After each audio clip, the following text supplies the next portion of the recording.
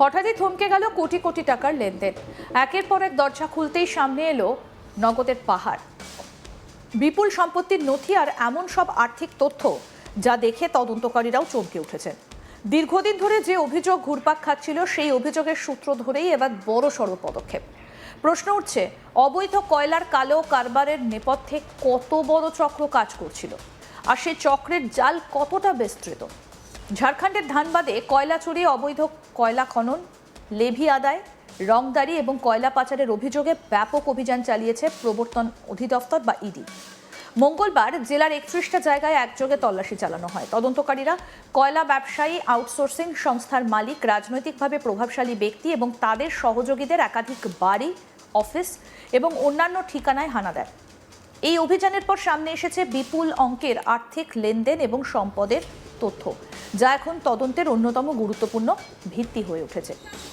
ইডির দাবি, এই অভিযানের সবথেকে বড় সাফল্য হলো আউটসোর্সিং সংস্থার মালিক এবং কয়লা ব্যবসায়ী এলবি সিং এর নামে থাকা 160 কোটিরও বেশি টাকার মিউচুয়াল ফান্ডের বিনিয়োগ চিহ্নিত করা। তদন্তকারীরা ওই বিনিয়োগের নথি উদ্ধার করার পরেই তা ফ্রিজ করে দেন, যাতে সেই অর্থ আর স্থানান্তর বা ব্যবহার করা না যায়। পাশাপাশি তল্লাশির সময় 1 কোটি 2 লক্ষ টাকার হিসেব বহির্ভূত নগদ উদ্ধার হয়েছে। ওই নগদও বাজেয়াপ্ত করেছে ইডি। তদন্তকারীদের দাবি, শুধু নগদ বা মিউচুয়াল ফান্ড নয়, অভিযানের সময় উদ্ধার হয়েছে 200রও বেশি স্থাবর সম্পত্তির নথি। এর মধ্যে রয়েছে জমি, বাড়ি এবং অন্যান্য সম্পত্তির গুরুত্বপূর্ণ কাগজপত্র। এছাড়া উদ্ধার হয়েছে একাধিক ডিজিটাল ডিভাইস, ব্যাংক অ্যাকাউন্ট সংক্রান্ত নথি, আর্থিক লেনদেনের তথ্য এবং আরও নানা গুরুত্বপূর্ণ নথি, যেগুলো এখন খতিয়ে দেখছেন তদন্তকারীরা। মঙ্গলবারের এই অভিযানে কয়লা ব্যবসায়ী অনিল গোয়েল, এলবি সিং, ঝাড়খণ্ড মুক্তি মোর্চার নেতা হরেন্দ্র চৌহান, গণেশ যাদব, পাপ্পু মণ্ডল, রোহিত যাদব এবং মাধো সিং এর বাড়ি এবং অফিস সহ তাদের ঘনিষ্ঠ সহযোগীদের বিভিন্ন ঠিকানায় তল্লাশি চালানো হয়। একাধিক দল একসঙ্গে অভিযান চালানোয় দিনের বেশিরভাগ সময় তল্লাশি চলে। ইডির বক্তব্য, প্রাথমিক তদন্তে এমন একাধিক তথ্য হাতে এসেছে যা থেকে অবৈধ কয়লা ব্যবসার বিস্তৃত নেটওয়ার্কের ইঙ্গিত মিলছে। তদন্তকারীদের সন্দেহ, উদ্ধার হওয়া বহু সম্পত্তি অপরাধমূলক কর্মকাণ্ড থেকে অর্জিত অর্থ দিয়ে কেনা হয়েছে। সেই কারণেই প্রতিটা সম্পত্তির নথি এখন খুঁটিয়ে পরীক্ষা করা হচ্ছে। কোথা থেকে টাকা এসেছে, কিভাবে বিনিয়োগ হয়েছে, কার নামে সম্পত্তি কেনা হয়েছে এবং প্রকৃত মালিককে, সব দিকই খতিয়ে দেখা হচ্ছে। ইডির তদন্তে আরও উঠে এসেছে, কয়লা খননের নামে দীর্ঘদিন ধরে অবৈধভাবে কয়লা উত্তোলন, কয়লা চুরি, কয়লা পাচার এবং সেই ব্যবসাকে কেন্দ্র করে জোরপূর্বক অর্থ আদায়ের অভিযোগ রয়েছে। তদন্তকারীদের দাবি, কয়লা পরিবহন এবং উত্তোলনের সঙ্গে যুক্ত বিভিন্ন ব্যক্তি এবং সংস্থার কাছ থেকে নিয়মিত লেভি আদায় করা হতো। অভিযোগ, এই পুরো প্রক্রিয়ার মাধ্যমে বিপুল অঙ্কের কালো টাকা তৈরি হয়েছে, যা পরে বিভিন্ন সম্পত্তি এবং আর্থিক বিনিয়োগের মাধ্যমে বৈধ করার চেষ্টা করা হয়েছে। এই অভিযোগের ভিত্তিতেই মানি লন্ডারিং প্রতিরোধ আইন বা পিএমএলএ 2002-এর আওতায় তদন্ত শুরু করেছে ইডি। সেই তদন্তের অংশ হিসেবেই মঙ্গলবারের এই ব্যাপক অভিযান চালানো হয়। শুধু অভিযুক্ত ব্যক্তিরাই নন, তাদের সংস্থার সহযোগী, আত্মীয় এবং সংশ্লিষ্ট বিভিন্ন প্রতিষ্ঠানের ঠিকানাতেও তল্লাশি চালানো হয়েছে। তদন্তকারীরা মনে করছেন, উদ্ধার হওয়া ডিজিটাল ডিভাইস এবং ব্যাংক সংক্রান্ত নথি থেকে আরও গুরুত্বপূর্ণ তথ্য মিলতে পারে। Mobile phone, computer, hard disk এবং অন্যান্য ইলেকট্রনিক ডিভাইস ফরেনসিক পরীক্ষার জন্য পাঠানো হতে পারে। সেখান থেকে আর্থিক লেনদেন, যোগাযোগের তথ্য এবং আরও অনেক গুরুত্বপূর্ণ তথ্য সামনে আসার সম্ভাবনা রয়েছে।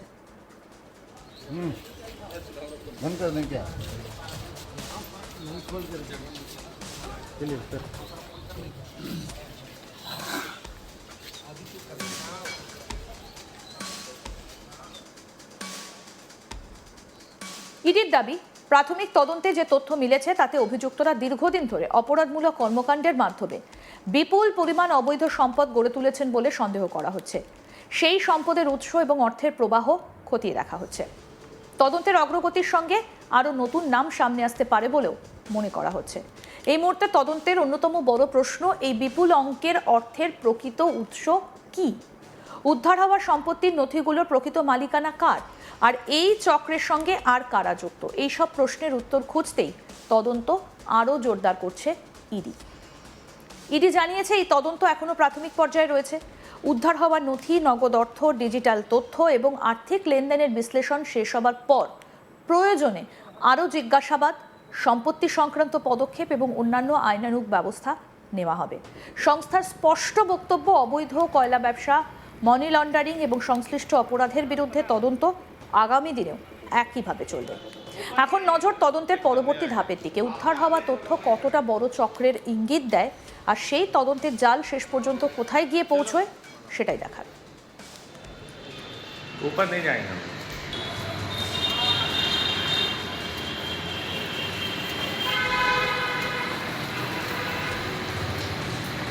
देखिए जब तक जाके कैसे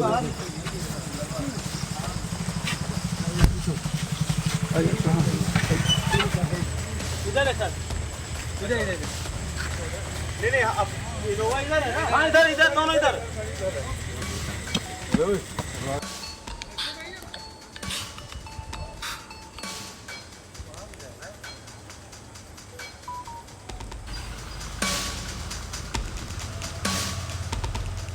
হঠাৎই থমকে গেল কোটি কোটি টাকার লেনদেন। একের পর এক দরজা খুলতেই সামনে এলো নগদের পাহাড়, বিপুল সম্পত্তির নথি আর এমন সব আর্থিক তথ্য যা দেখে তদন্তকারীরা চমকে উঠেছেন। দীর্ঘদিন ধরে যে অভিযোগ ঘুরপাক খাচ্ছিল সেই অভিযোগের সূত্র ধরেই এবার বড়সড় পদক্ষেপ। প্রশ্ন উঠছে, অবৈধ কয়লার কালো কারবারের নেপথ্যে কত বড় চক্র কাজ করছিল আর সেই চক্রের জাল কতটা বিস্তৃত।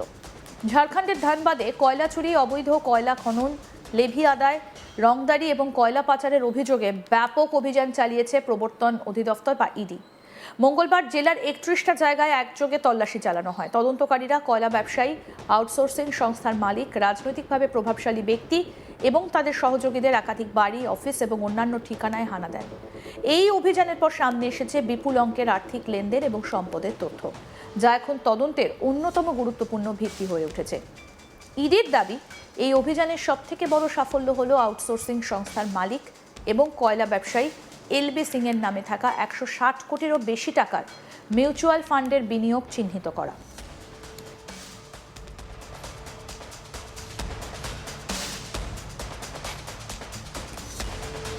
তদন্তকারীরা ওই বিনিয়োগের নথি উদ্ধার করার পরই তা ফ্রিজ করে দেন, যাতে সেই অর্থ আর স্থানান্তর বা ব্যবহার করা না যায়। পাশাপাশি তল্লাশির সময় 1,02 লক্ষ টাকার হিসাব বহির্ভূত নগদ উদ্ধার হয়েছে। ওই নগদও বাজেয়াপ্ত করেছে ইডি। তদন্তকারীদের দাবি, শুধু নগদ বা মিউচুয়াল ফান্ড নয়, অভিযানের সময় উদ্ধার হয়েছে 200রও বেশি স্থাবর সম্পত্তির নথি। এর মধ্যে রয়েছে জমি, বাড়ি এবং অন্যান্য সম্পত্তির গুরুত্বপূর্ণ কাগজপত্র। এছাড়া উদ্ধার হয়েছে একাধিক ডিজিটাল ডিভাইস, ব্যাংক অ্যাকাউন্ট সংক্রান্ত নথি, আর্থিক লেনদেনের তথ্য এবং আরও নানা গুরুত্বপূর্ণ নথি, যেগুলো এখন খতিয়ে দেখছেন তদন্তকারীরা।